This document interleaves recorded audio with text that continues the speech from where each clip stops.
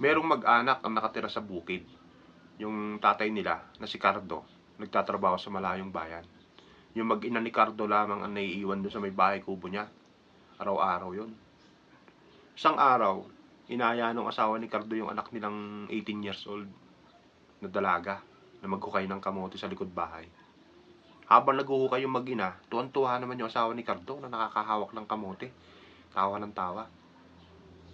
Ngayon, nung parating naman tong iba na kumari nila Cardo, ninang nung anak nila.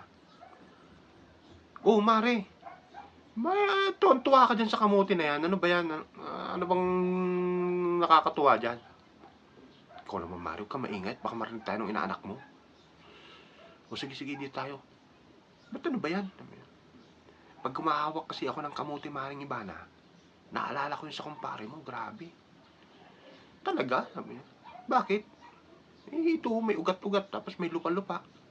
Grabe ka naman. Kagagaling ka ko yung pare, hindi naman ganyan.